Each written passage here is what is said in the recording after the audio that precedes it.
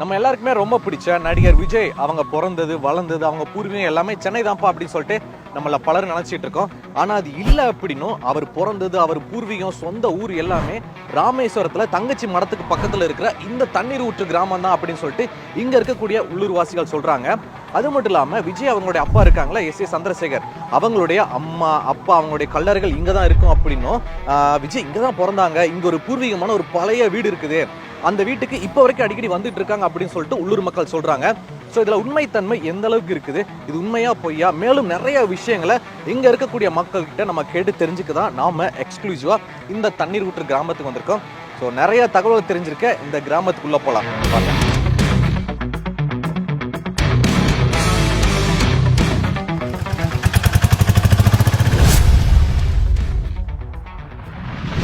நேர்களே நம்ம தண்ணீர் ஊற்று கிராமத்தில் வந்து விசாரிக்கும் போது நமக்கு ஒரு தகவல் கிடைச்சிருக்கு. என்ன அப்படின்னா நாம தேடி வந்த வீடு இதுதான். ஸோ இதுதான் விஜய் அவர்களுடைய பூர்வீக வீடு. ஸோ நீங்கள் பார்க்கும்போது எவ்வளோ பெருசாக பழமையாக ஒரு ரம்மியமான காட்சி அளிக்குது. இந்த வீட்டில் தான் விஜய் அவர்கள் பிறந்தாங்க அப்படின்னும் எஸ் சந்திரசேகர் அவங்க இங்கே தான் வாழ்ந்தாங்க, அவங்க அப்பா அம்மா தாத்தா பாட்டியோட இங்கே தான் வாழ்ந்தாங்க அப்படின்னு சொல்கிறாங்க.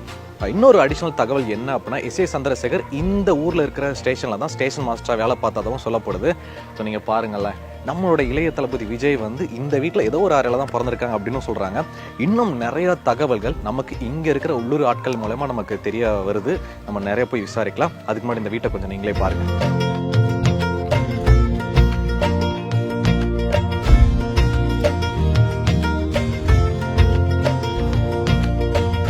சந்திரசேகர் வந்து சர்ச்சு கானூரில் படிச்சிருக்காரு. படிச்சுட்டு அப்போ வந்து 8ஆம் வகுப்பு வரைக்கும் தான் இந்த சர்ச்சில். அதுக்கடுத்து தங்கச்சி மடம் ஹைஸ்கூலில் அவர் படிச்சிருக்காரு. எங்கள் அப்பா சொல்லி கேள்விப்பட்டிருக்கேன். எங்கள் அப்பா எங்கள் தாத்தா சொல்லியிருக்காங்க, இங்கே தாண்டா இருந்திருக்காங்க, போர்டிங்கில் தங்கி படிச்சிருக்காரு அப்படிங்கிற மாதிரி சொல்லியிருக்காங்க. அவர் இருந்த இப்போ சமீபத்தில் அவர் சந்திரசேகர் வந்திருந்தாப்புல இங்கே வந்து சர்ச்சுக்கு போயிட்டு ஒரு இடத்த காட்டினாப்புல, என் வீடு இதில் தான் இருந்துச்சு அப்படின்னு அவருக்கு தெரியும். சந்திரசேகர் சார் ஞாபகம் இருக்குன்னு சொல்கிறாங்க. அவர் நம்ம சந்திரசேகர் விஜய் சாருடைய அப்பா வந்து ஒரு தடவை இங்கே வந்து விஜய் மக்கள் கட்சி அது ரசிகர் மன்றம் ஆரம்பிக்கிறதுக்கு சமயத்தில் இங்கே வந்திருந்தார். அவரே வந்து விஜய் ரசிகர்களோடு சேர்ந்து இருந்து எனக்கு சொந்த ஊர் இந்த ஊர் தான் அப்படின்னு அவரே தன்னோட வாயால் கூறியிருக்காரு. நான் சர்ச்சிலேயே பார்த்துருக்கேன் சந்திரசேகர். இப்போ சமீபத்தில் நம்ம ஃபாதர்கிட்ட வந்து பேசிட்டு இருந்தார். அப்புறம் அங்கே ராயப்பர் கோயிலுக்கு போனார். நேரடியாக பார்த்தா நம்ம தண்ணியத்தில் ஒரு வீட்டில் அவர் தெரிஞ்ச வீட்டில் அவர் இருந்து வந்து டீலாம் குடிச்சு சாப்பிட்டு போனார். உண்மையில் சந்தோஷமாக இருக்குது. எவ்வளவோ வந்து நடிகர்கள் வந்து அரசியலுக்கு வந்து இது சினிமாவுக்கு வந்து அரசியல் ஆகியிருக்காங்க. விஜய் வந்து மற்ற எம்ஜிஆர் மாதிரி ஒரு முன்மாதிரி ஏழைகளுக்கு உதவி செஞ்சு ஃபீல்டில் வந்தால் நல்லா இருக்குன்னு நினைக்கிறேன். அரசியலுக்கு விஜய் வர்றது நல்லது. இந்த ஊரை வந்து முக்கால்வாசி இளைஞர்கள் வந்து வெற்றி கழகம், தமிழக வெற்றி கழகத்தில் நிறைய பேர் இருக்காங்க.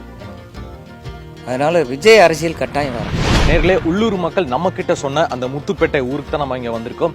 இங்க தான் விஜய் அவங்களுடைய தாத்தா பாட்டி அவங்களுடைய கல்லறை இருக்குது அப்படின்னும் எஸ் சந்திரசேகர் அவங்களுடைய சொந்த ஊரே இதுதான்.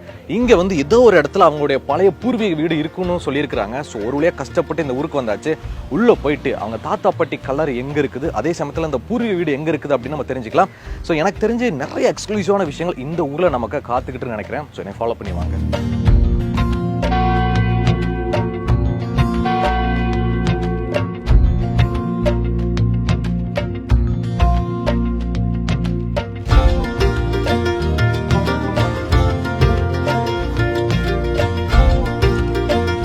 நேர்களே, மிகப்பெரிய தேடுதல் வேட்டை அப்புறம் வந்து பல நபர்கள்கிட்ட விசாரிச்சதுக்கு அப்புறமா ஒரு வழியா கண்டுபிடிச்சாச்சு. விஜய் அவங்களுடைய தாத்தாவினுடைய கல்லறை இங்க முத்துப்பேட்டையில இருக்கக்கூடிய இந்த புனிதவனத்து அந்தோனியர் ஆலயத்துக்கு பக்கத்துல இருக்கக்கூடிய நிறைய கல்லறைகள் தான் இருக்கு அப்படின்ற மாதிரி சொல்லியிருக்கிறாங்க. விஜய் அவங்களுடைய தாத்தாவோட பெயர் சேனாதிபதி பிள்ளை அப்படின்னு சொல்லியிருக்கிறாங்க. ஸோ நம்ம உள்ள போயிட்டு அவருடைய கல்லறை எங்க இருக்கு அப்படின்னு சொல்லிட்டு கண்டுபிடிக்கணும். அதுவே நமக்கு ஒரு பெரிய சவால் தான். ஸோ வாங்க.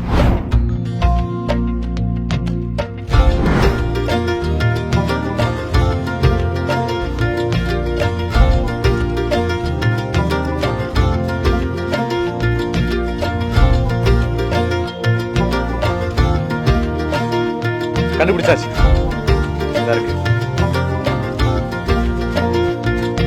ஸோ சேனாதிபதி பிள்ளை இவர் எப்போ பிறந்திருக்காரு அப்படின்னா 1897 பிறந்திருக்காரு. மறைவு 9ஆம் தேதி 9வது மாதம் 1982. கிட்டத்தட்ட அந்த அவருக்கு 85 வயசு நினைக்கிறேன். அதுக்கப்புறமா தான் இறந்துருக்கிறாங்க. ஸோ ஒரு வேலையை கண்டுபிடிச்சாச்சு. நமக்கு ரொம்ப பிடிச்ச தமிழ் சினிமாவில் தவிர்க்க முடியாத, தமிழ் சினிமாவா உலக சினிமாலேயே தவிர்க்க முடியாத ஒரு நடிகரை கொடுத்த அந்த மூதாதையர்னா இவங்க தான் சேனாதிபதி பிள்ளை. ஸோ பாருங்களேன், இந்த ஊரை சேர்ந்த பெரியவங்க என்ன சொல்கிறாங்க அப்படின்னா, இப்போ ரீசெண்ட் டேஸில் வந்து எஸ் ஏ சந்திரசேகர் அவங்க வந்து இந்த ஊருக்கு வந்ததாகவும் அவங்க அப்பாவுடைய கலரையை சுத்தம் பண்ணி அதுக்கு மெழுகுபர்த்தி பொருத்தி சாமி கும்பிட்டு போனதாகவும் சொல்கிறாங்க.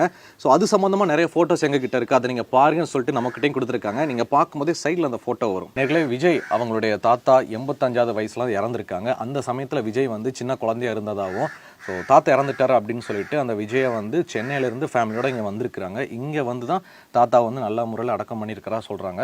அது போக விஜய் அவங்களுடைய ஃபேமிலி பார்த்தீங்கன்னா அவங்களுடைய பூர்வீகம், அந்த தாத்தா பாட்டன் பூட்டன் அந்த காலமெல்லாம் அவங்க ஊரை இங்கே தான் ஆரம்பிச்சதா சொல்கிறாங்க. ஏன்னா கிட்டத்தட்ட 4 தலைமுறைக்கு மேலே இங்கே அவங்க வாழ்ந்திருக்காங்க அப்படின்னும், இங்கே நிறைய விஷயங்கள் அவங்க சார்ந்த நிறைய நினைவுகள், அவங்க பண்ணி வச்சுட்டு போன நிறைய நல்ல விஷயங்கள் இங்கே நிறைய இருக்குது அப்படின்னு சொல்லிட்டு உள்ளூர் மக்கள் சொல்கிறாங்க. அதெல்லாம் என்னன்னு நம்ம கொஞ்சம் கேட்டு தெரிஞ்சுக்கலாமா? வாங்க. நடிகர் விஜய் அவங்களுடைய பூர்வீக வீடு இங்கே தான் இருக்குது, சொந்த ஊரை இதான் சொல்கிறாங்க. அதை பற்றி உங்களுக்கு என்ன தெரியும்? சொந்த ஊர் முத்துப்பேட்டை கிட்ட இருக்க இது அந்தோனியார் சர்ச்சுக்கிட்ட இருக்க வீடு. அப்போ அவங்க தாத்தா வந்து எங்கள் வீட்டில் தான் ஃபஸ்ட்டு வாடகைக்கு இருந்து அங்கே தான் ரொம்ப நாள் பார்த்தோம். இருந்துட்டா இறந்து போயிட்டார். இறந்து போன பிறகு அவங்க அப்பாவெலாம் வருஷத்துக்கு வந்து திதி மாதிரி கொடுப்பார். வருஷம் இது கொடுத்துட்டு இப்போ கூட வருஷத்துக்கு வந்தாங்க. வந்து எல்லாத்துக்கும் சோறு ஆக்கி போட்டு கந்திரி வச்சு சாப்பாடெலாம் போட்டாங்க. நாங்கள் ஊரில் மாமா மாமான்னு கூப்பிடுவோம். 2 வண்டி வந்துருந்துச்சு. நான் ஓடி போய் பார்க்க போனேன். மாமா நல்லா இருக்கீங்களா சந்திரசேகரை போய் பார்க்க போனேன். என்ன மருமகளையும் நல்லா இருக்கீங்களா அப்படின்னு கேட்டார். அதோட ஆசீர்வாதம் பண்ணார். ஆசீர்வாதம் பண்ணிட்டு விஜய் நல்லா இருக்காங்களான்னு கேட்டேன். இருக்கா அவங்க மச்சான் அப்படின்னு சொன்னார். பெரியவங்க அவங்க வம்சத்தை பற்றி அவங்க பரம்பரை பற்றி உங்ககிட்ட என்னெல்லாம் சொல்லியிருக்கிறாங்க? என்ன சொல்லியிருக்காங்க, விஜயோட சொந்த ஊர் இதுதான், அவங்க தாத்தா வீடு இருக்குது, இன்னும் இருக்குது, வீடு இருக்குது அப்படின்ற மாதிரி சொல்லியிருக்காங்க. நாங்களும் இப்போ பார்த்துருக்கோம், வீடு இருக்குது. அவங்க ஃபேமிலியிலேருந்து வருவாங்க. நம்ம அவங்கள பார்த்துக்கோம், விஜய் சாரை பார்த்து கிடையாது. வருஷம் கண்டிப்பாக அவர் வந்துடுவார். வந்தாருன்னா பெருசாலாம் இதெல்லாம் வர மாட்டாங்க, சஸ்பென்ஸாக வருவாங்க. அவங்களோட காரியத்தை அவங்க பார்த்துருவாங்க. மற்ற அந்த ஊரில் இருக்க எல்லாரையும் பார்த்துட்டு சாப்பாடு போடுவாங்க. இந்த மாதிரி பண்ணிவிட்டு அவங்க போயிடுவாங்க. வருஷத்துக்கு இதோட கண்டிப்பாக அவர் எங்கே இருந்தாலும் கண்டிப்பாக வந்துடுவார். அவர் சர்ச் ஆக்டிவிட்டீஸு ஃபாதர்ஸோட இந்த மாதிரி ரிலீஜியஸ் வைஸாகவும் அவர் வந்து ஒரு நெருக்கமாக இருந்தார்.